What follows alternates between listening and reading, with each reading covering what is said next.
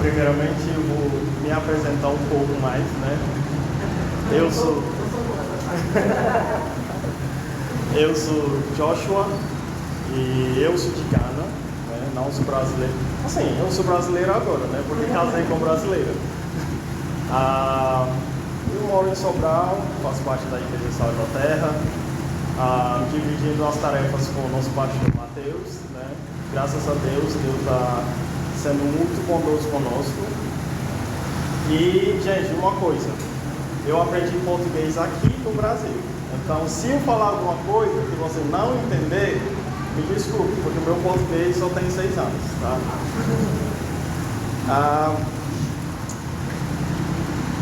Hoje, eu quero falar sobre um assunto que, na verdade, eu acho um assunto muito interessante. E nesses dias, na nossa igreja, nós temos iniciado uma série do livro de Lucas.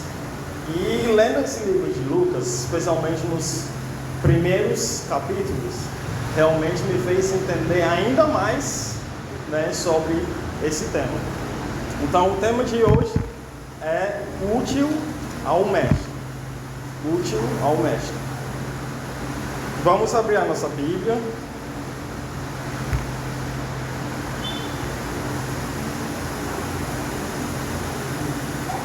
Para 2 Timóteo, capítulo 2, o versículo 20 e 21. Vai ser a nossa leitura principal, mas a gente vai também citar outros versículos.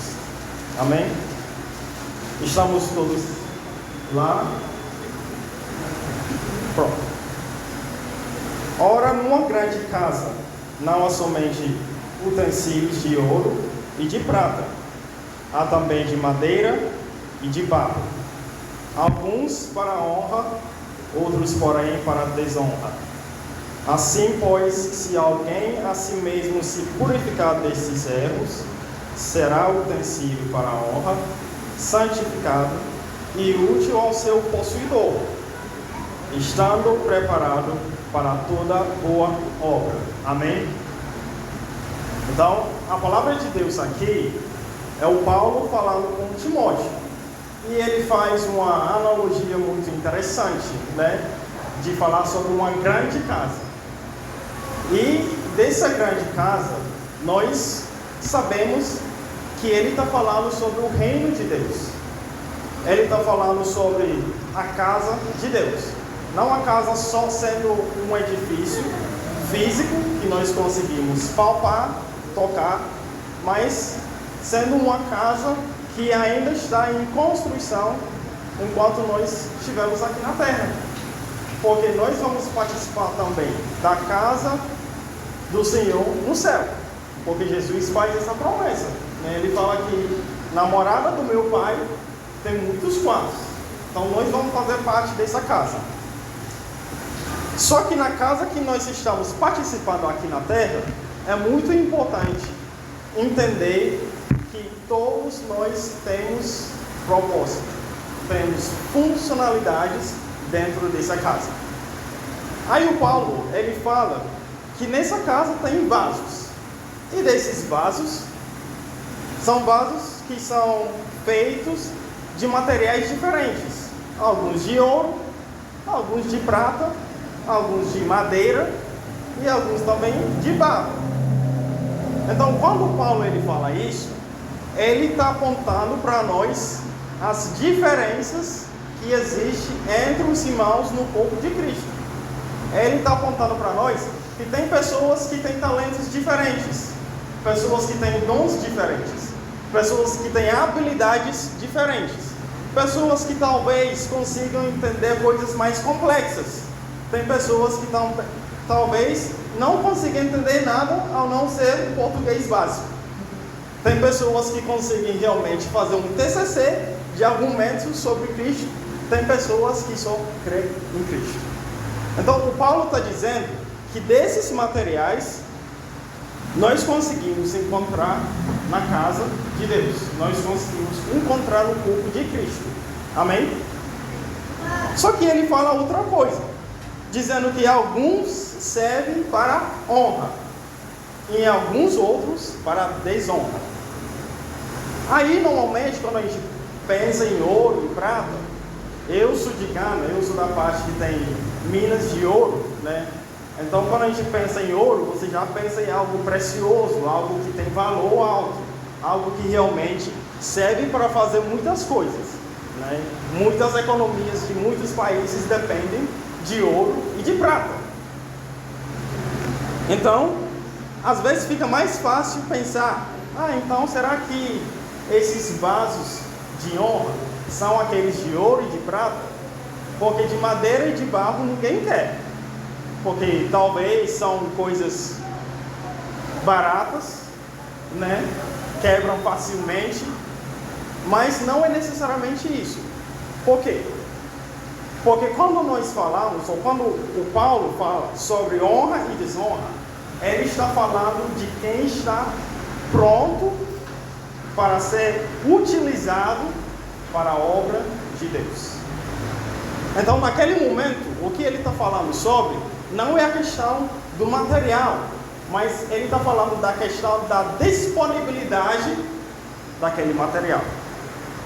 Então, por exemplo, em casa, se eu tiver um prato ou um copo de ouro, eu não tenho, mas se eu tiver isso em casa e eu sabendo que eu vou receber visitantes na minha casa, eu vou tentar procurar a servir os meus visitantes com esse copo de ouro, né? Porque eu valorizo muito essas pessoas.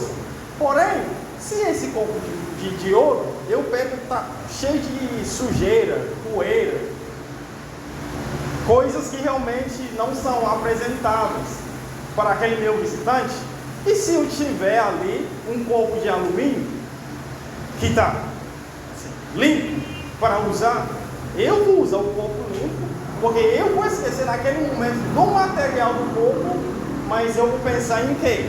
Eu vou pensar na limpeza do copo, porque um mesmo de ouro não está sendo apresentado para aquele meu visitante. Então, da mesma maneira, o Paulo está dizendo aqui que não importa se você for um vaso de ouro, não importa se você for um vaso de prata, não importa se você for um vaso de madeira ou de barro, Deus quer usar você. Ele quer que também você seja pronto para a obra dele. Deus, ele não está pensando que isso aqui, ele fez faculdade, tem mestrado, tem doutorado, ele é o melhor para pregar a palavra. Não, Deus está procurando quem tem coração quebrantado para disseminar e divulgar a palavra dele. Então pode ser aquele irmão que talvez seja o barro, né, da congregação, que não tem muita instrução formal, mas aquela pessoa tem coração pronto para receber as instruções de Deus. Amém? E ele fala: assim, pois, se alguém a si mesmo se purificar desses erros, será o utensílio para a honra, santificado e útil ao seu possuidor, estando preparado para toda boa obra. Então aqui nós vemos que não é a questão do material, mas é a questão do coração que está envolvido nesse material. Então, enquanto nós procuramos algumas coisas que aumente os nossos talentos, os nossos dons, mas o mais importante é o nosso coração. Nós precisamos ter corações prontos para a obra de Deus. Amém? E eu falei que a gente está fazendo essa série, né, de Lucas. E naqueles primeiros capítulos, nós vemos, né, a narrativa do nascimento de João Batista, de Jesus Cristo, principalmente de Jesus. E nós pensamos, cara, o nascimento de Jesus foi a coisa mais importante de acontecer na história da raça humana. Então, se isso ia acontecer, e já tinha profecias sobre o nascimento de Jesus, a gente pensa que devia ter algumas pessoas em algumas posições prontas para receber a realização dessa profecia. E logo nós pensamos nesses fariseus, sacerdotes, pessoas que estavam ali todo dia, lendo a palavra, ensinando a palavra, discutindo a palavra. Porém, nós percebemos algo muito interessante, que quando Deus decide agir e concretizar essas profecias, Deus não usa nenhuma dessas pessoas. Aquelas pessoas que eram mestres da lei, que eram doutores, que tinham todos os títulos, tinham feito doutorado 5 vezes, né? Passando 20 anos ensinando, Deus não usou essas pessoas. Mas por que Ele não usou essas pessoas? E quais foram as pessoas que Deus decidiu usar? Vamos ver um pouco. Lucas, primeiro capítulo.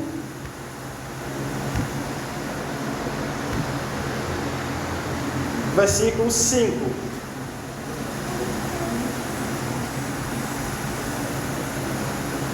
Cinco e 6, que nós vamos. Então, Lucas, primeiro capítulo, versículo 5. Nos dias de Herodes, rei da Judeia, houve um sacerdote chamado Zacarias, do turno de Abias. A sua mulher era das filhas de Arão e se chamava Isabel. Ambos eram justos diante de Deus, vivendo irrepreensivelmente em todos os preceitos e mandamentos do Senhor. Então aqui, a primeira coisa é que nos dias de Herodes, rei da Judeia, tinha um rei. Tinha também um homem chamado de Zacarias, que fazia parte da turma de Abias. Esse Abias, esse aqui é a primeira e a última vez que o nome dele é citado na Bíblia. Mas por que o nome dele foi citado? Porque ele era um homem muito importante. Na época, eles tinham sacerdotes em grupos. Aí desses grupos tinham seus coordenadores, vamos dizer. Esse Abias, ele era o coordenador da turma de Zacarias. Então quer dizer que ele tinha mais experiência, ele tinha mais conhecimento, ele sabia mais das coisas, porque ele que coordenava o grupo. Mas Deus decidiu fazer algo interessante. Depois de 400 anos, que Deus não estava falando com o povo, ele decidiu pela primeira vez mandar seu anjo falar com Zacarias. Ele não falou com o rei, ele nem falou com Abias, ele falou com Zacarias. Mas por quê? Porque Zacarias era justo diante de Deus. Era um homem que estava ali pronto para seu serviço a Deus. Abias, seu coordenador, podia ser um homem que Deus podia escolher para conversar, para falar. Mas ele não estava pronto. Quem estava pronto era Zacarias. E ele pronto recebeu a palavra de Deus. Então, quando nós lemos de novo o primeiro capítulo, versículo 26,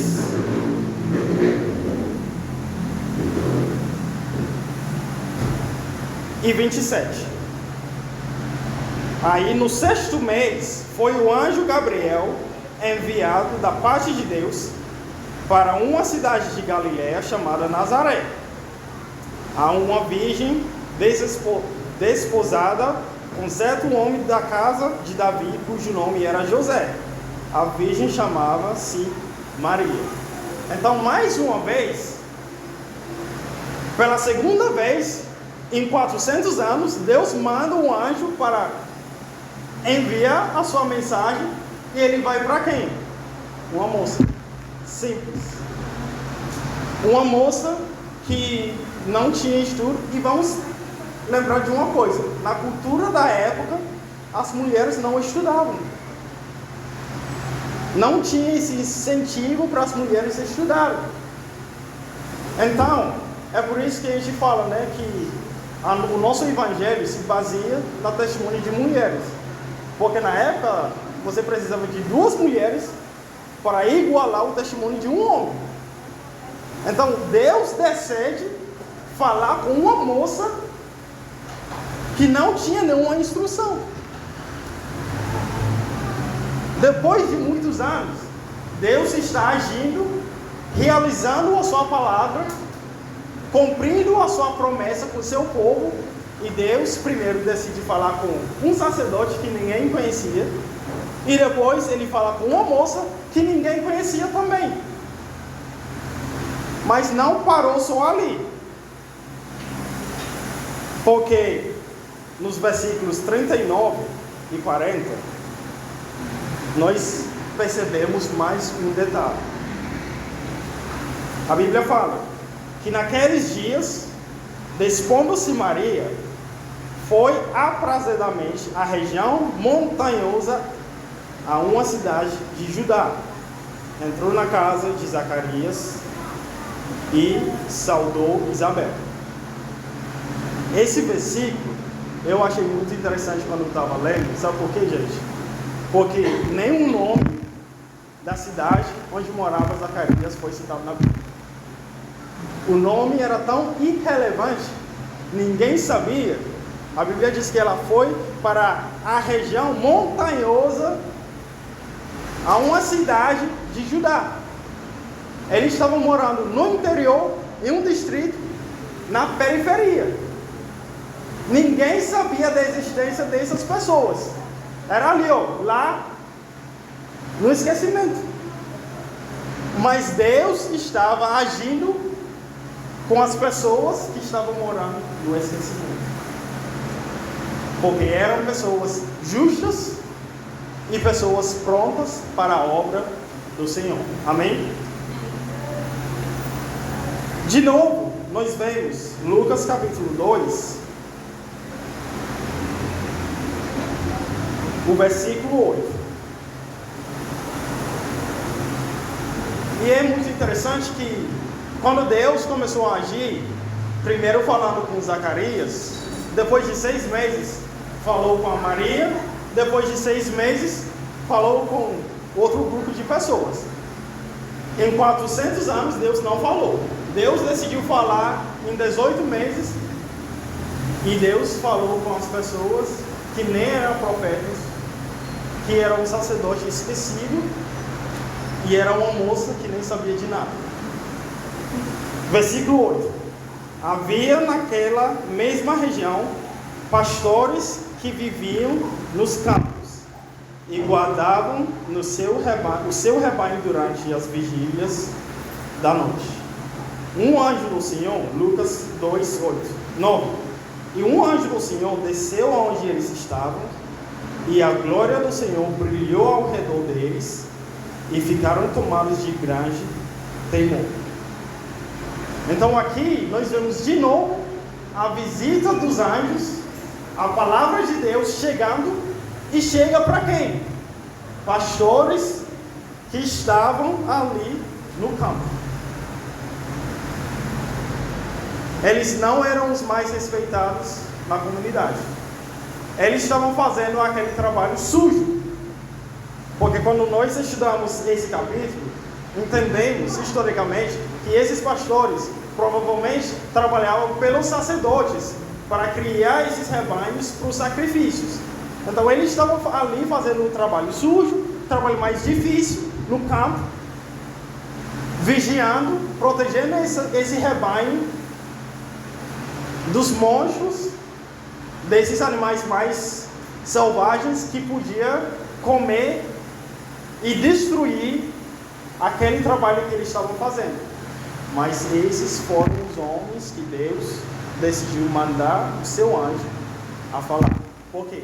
Porque eles eram homens dedicados ao seu trabalho. Eram homens dedicados a Deus. Eram homens que estavam ali com o coração pronto para a obra do Senhor. Talvez eles na época eram vistos como a madeira da casa, o barro da casa, mas eles estavam ali prontos para receber a palavra de Deus. Amém? Ainda aqui no capítulo 2, versículo 25 e 26. Havia em Jerusalém um homem chamado Simeão. Homem este, justo e piedoso, que esperava a consolação de Israel. E o Espírito Santo estava sobre ele.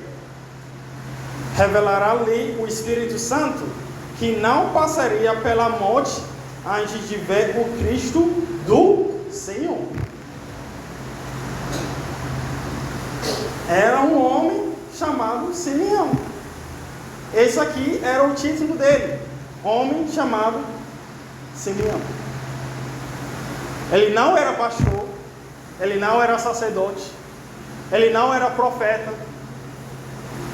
Mas era um homem chamado Simeão, que era justo e piedoso. E olha uma coisa interessante, que o Espírito Santo fala para ele que você não vai morrer sem ver a consolação do Israel, sem ver o Cristo. Então esse homem, ele tinha a data de morte dele já. Deus falou para ele, você não morre antes de ver o Cristo. Ele não era um doutor da Escritura.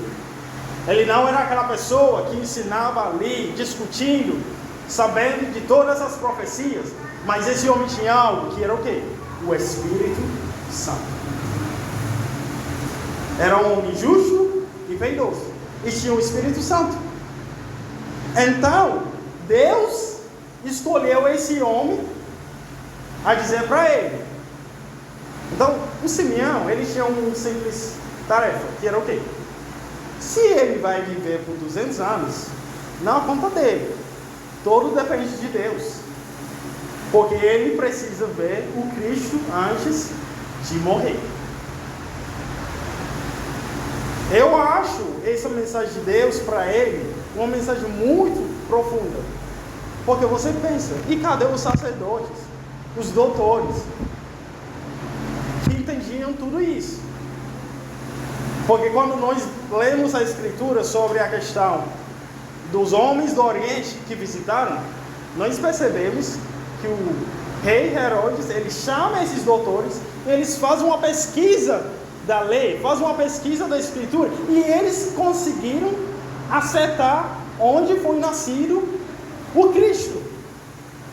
Então você se faz essa pergunta, eles tinham todo esse conhecimento, eles eram a classe mais elite que existia na questão de religiosidade na época, mas eles não perceberam Deus agindo dessa forma, que o Cristo estava chegando e Deus estava usando pessoas prontas, simples, humildes, para cumprir a sua palavra. Amém? Aí no versículo 36, ainda no capítulo 2, a Bíblia diz que havia uma profetisa chamada Ana, filha de Fanuel, da tribo de Asser, avançadas em idades, que viverá com seu marido 7 anos desde que se casará, e que era viva de 84 anos. Esta não deixava o templo, mas adorava noite e dias em jejum e oração. Então, mais uma vez, a Bíblia está trazendo para nós exemplo de mais uma pessoa que estava ali adorando, jejuando, orando, implorando a graça de Deus todos os dias da vida dela. E Deus usou ela para confirmar a presença do nosso Senhor Cristo. Mas era o mesmo tempo que os doutores iam, era o mesmo tempo que os sacerdotes passavam os dias discutindo.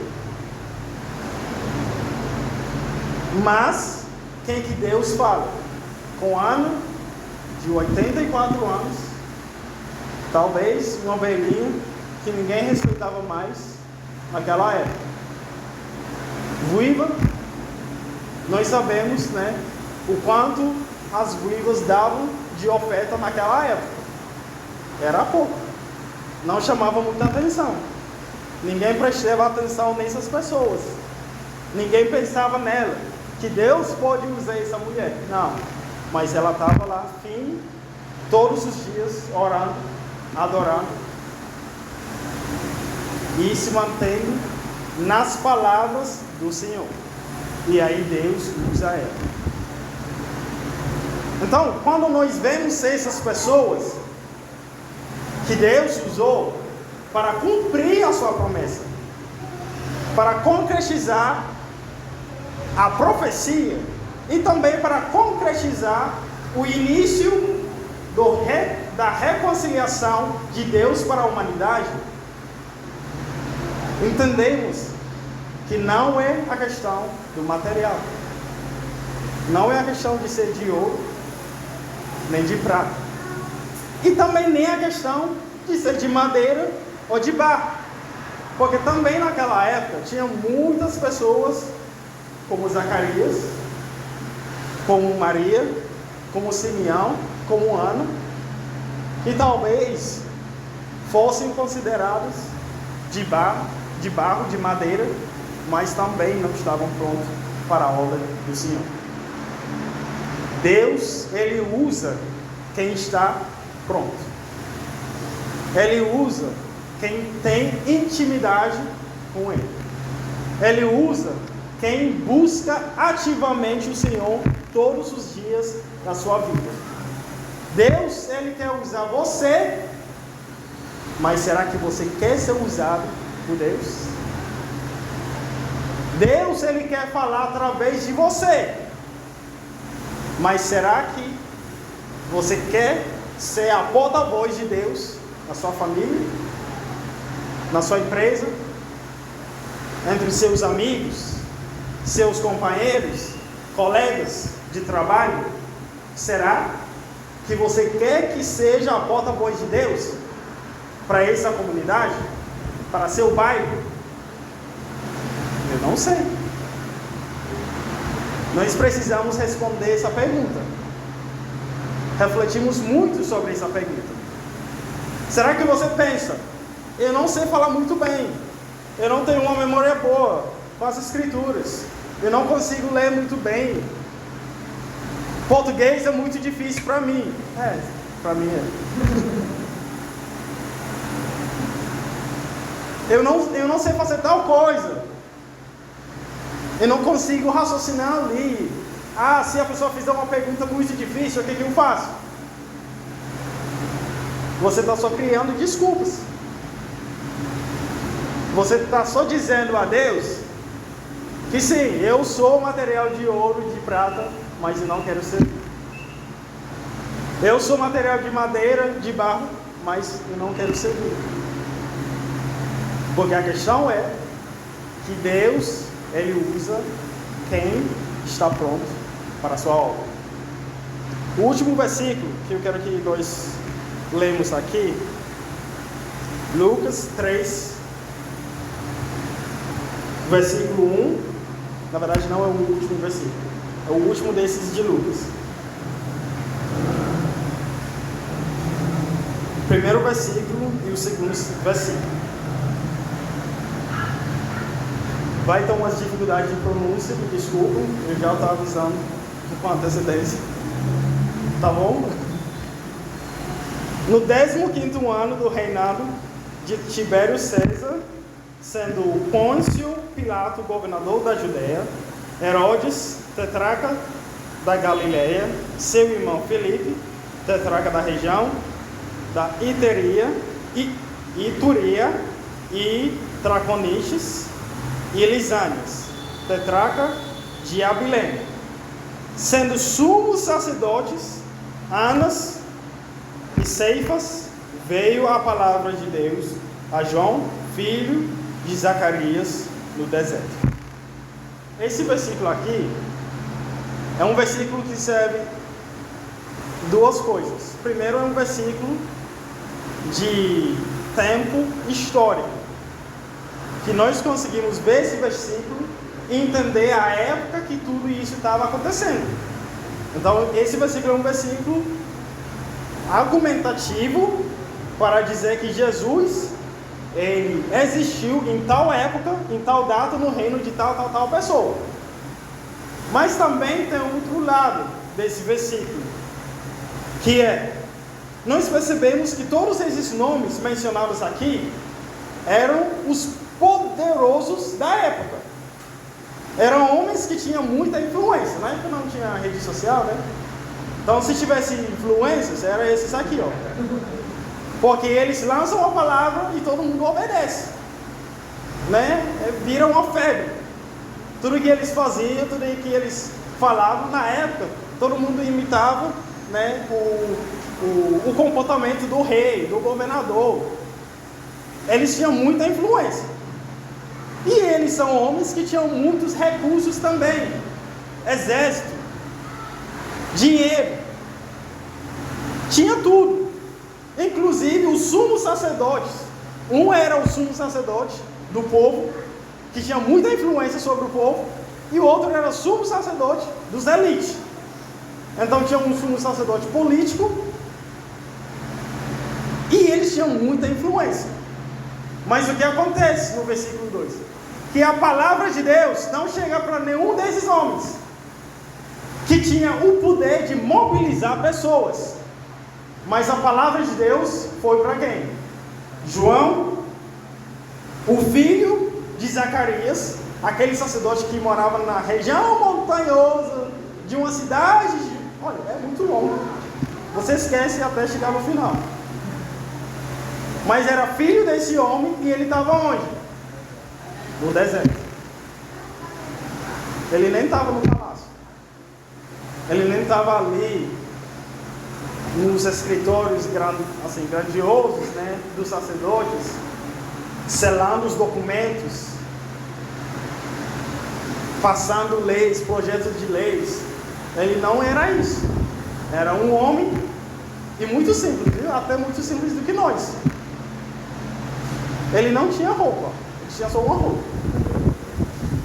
A comida dele era muito estranha, mas era o homem que Deus decidiu a mandar a sua palavra. Por quê? Porque era homem pronto para carregar a palavra de Deus. Era homem pronto para carregar a obra de Deus. E para terminar a nossa leitura, né, de versículos, vamos para Romanos 12, primeiro e o segundo versículos. Romanos 12, versículo 1 e versículo 2.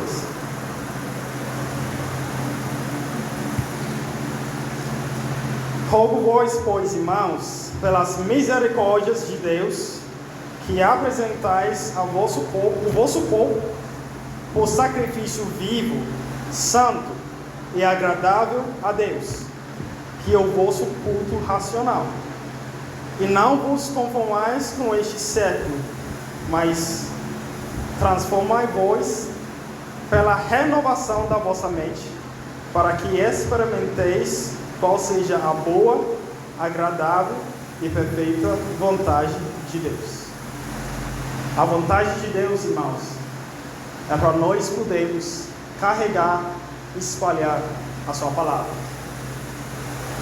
É para nós podermos falar sobre a salvação de Cristo, até os fins da terra. É para nós conseguirmos viver no momento dele. Mas nós precisamos, todos os dias, nos apresentar como sacrifícios vivos para Deus.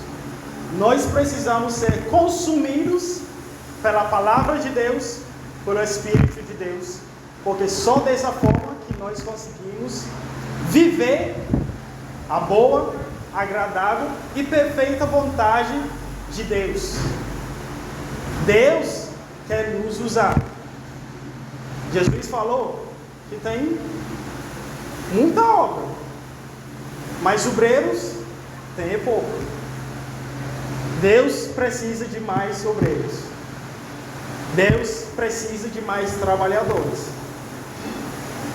Então, se você tem alguma coisa que seja ouro, que seja prata, que seja madeira ou barro, não importa.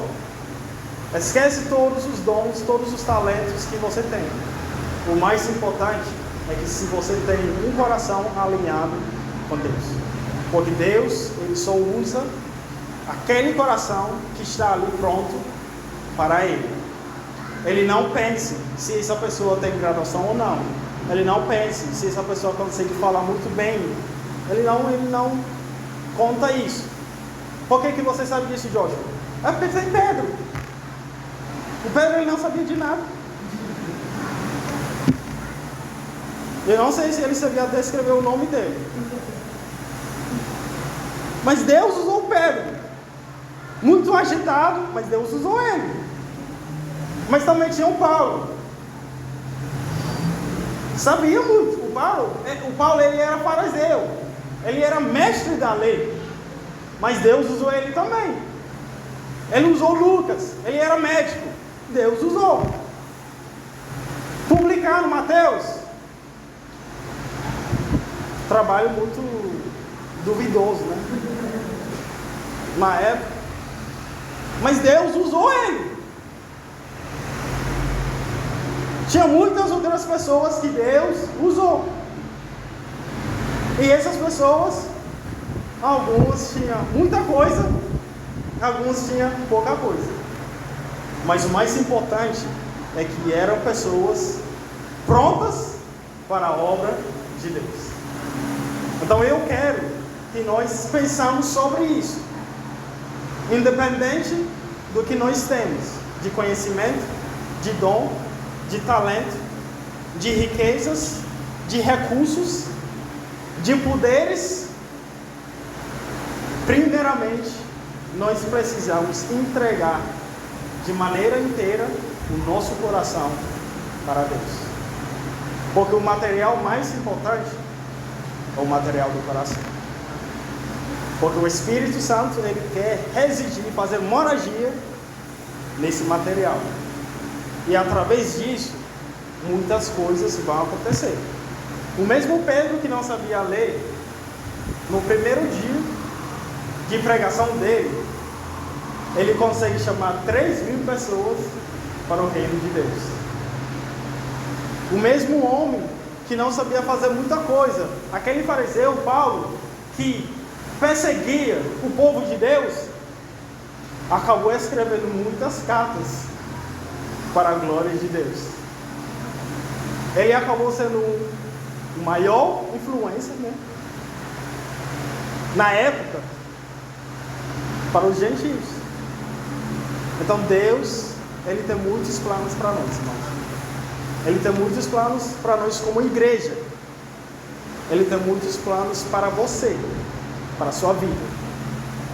E a última coisa que eu vou falar, para nós encerrarmos, é que precisamos tomar cuidado mesmo, porque senão nós caímos como os sacerdotes, esses líderes na época, que nem perceberam Deus agindo no seu meio.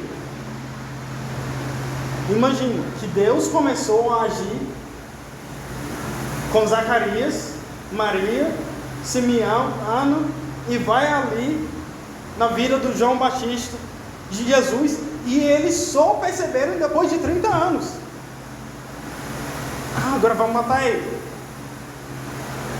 Mas a obra de Deus já foi feita. Então, nós também temos que tomar cuidado para não cair nessa tendência de sermos esquecidos quando a obra maravilhosa de Deus tivesse acontecido. Porque pode acontecer no nosso meio e nós não percebemos, porque nós não estávamos prontos para receber essa obra. Amém? Deus abençoe. Vamos orar. Senhor Deus, muito obrigado mais uma vez pela sua palavra, pela instrução, pelo encorajamento.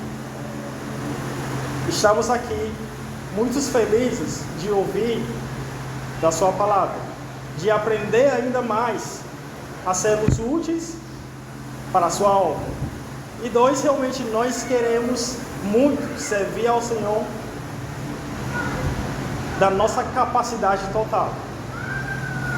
Então nós oremos que o Senhor nos dê e continue andando conosco, que o Espírito Santo de Deus enche de forma completa a nossa vida, de todos os aspectos da nossa vida, que nós não passamos a ser esquecidos quando acontecem os movimentos de Deus, seja de forma grandiosa ou de forma minúscula, mas que nós possamos participar ativamente das promessas do Senhor, que nós conseguimos realmente levar a palavra do Senhor até os confins da terra, até os confins do nosso mundo, até os confins do nosso esfera.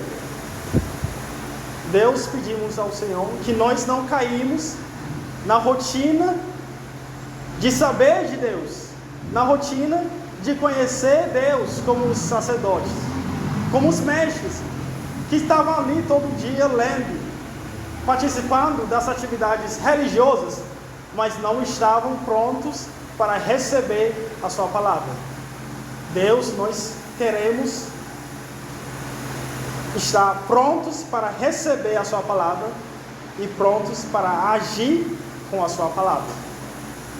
Oremos pela força, porque nós entendemos que haverá dificuldades, impedimentos, desafios, mas cremos que com o seu Espírito Santo nós vencemos e nós conseguimos completar o nosso trabalho, a nossa obra, pela boa, agradável e perfeita vontade do Senhor. Em nome de Jesus, amém.